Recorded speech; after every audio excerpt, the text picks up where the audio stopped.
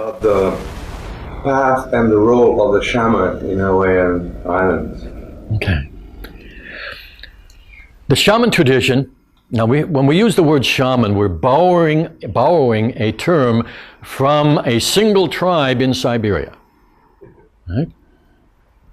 And the name for their person who dealt with the spiritual world, interacted with the spirits of nature, and with all spirits for the good of the community, was shaman. These were the Tungus people. There are other peoples around them, the Mongol, the Buryat, and others, who had different names for the same type of person. But the anthropologists first studied the Tungus and got intrigued by this person and used that name to describe a similar type of person no matter where they found them. Okay, so this is a borrowed term. The equivalent term in Hawaii for someone who does this kind of thing in the community is kupua. And the full name of the practice is kalakupua. So,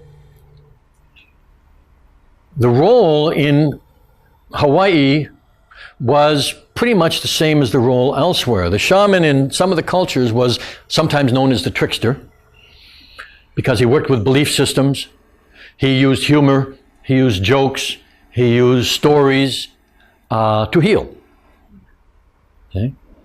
In the West, when you say trickster, you immediately think of somebody bad who's trying to do you in. But that's not how the shaman trickster works.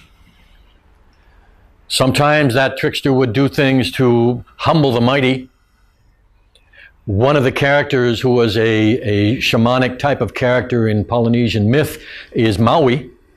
Not the island, Maui, in fact it's Maui, if you want to pronounce it right.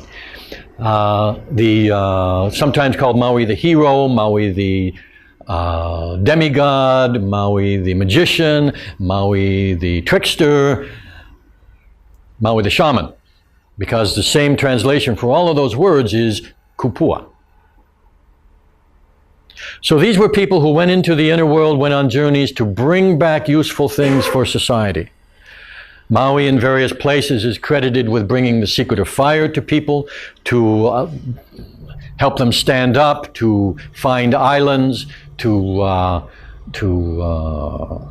secret of cultivation, how to make rope, all these kinds of important cultural and social skills are attributed here, as in other cultures, to the work of the shaman, who went and visited the gods or the spirits and maybe tricked them into giving him the knowledge so he could share it with people. Okay? The healing role is one of healing primarily, with the shamanic healing, primarily healing through the mind, through beliefs. There were many types of healers, and they all borrowed from each other as far as technique went.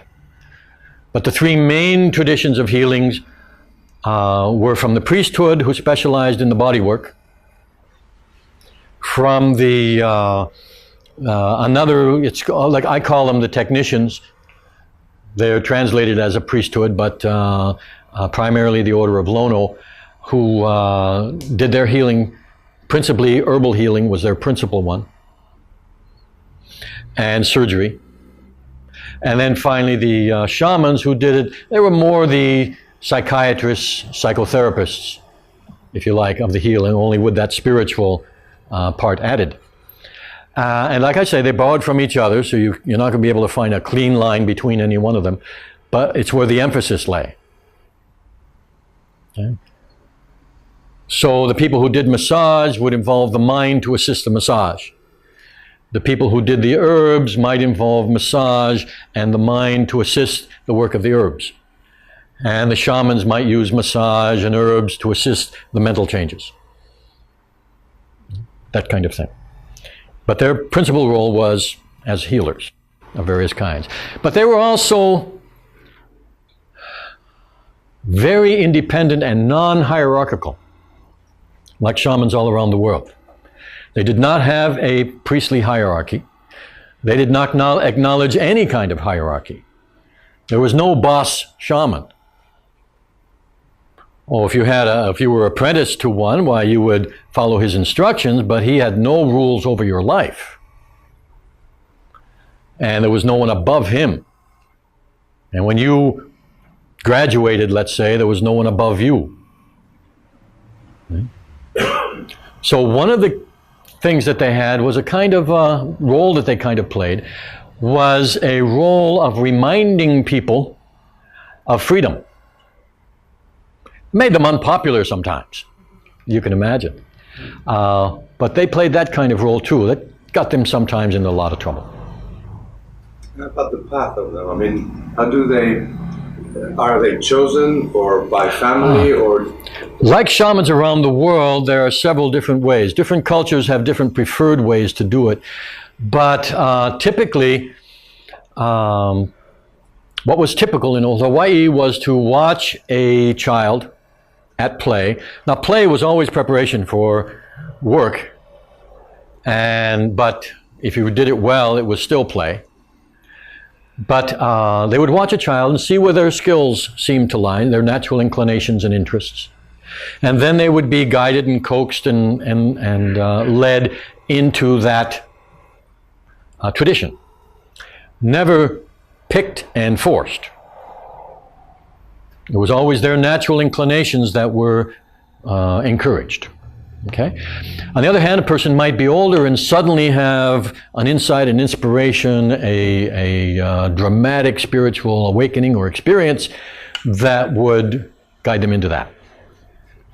The shaman path is acknowledged, or a shaman is acknowledged, whether they receive their knowledge by inspiration from the spirits directly, or the ancestors, or whether they received it as part of an apprenticeship with a teacher. How they got the knowledge is not important. Their ability to do what was required or needed, that's what was important. And that's a great lesson from the Hawaiian system. Okay? So lineage was important only to the degree that it produced a good result. It didn't matter where the knowledge came from. Could you do the stuff? And that's what was looked at.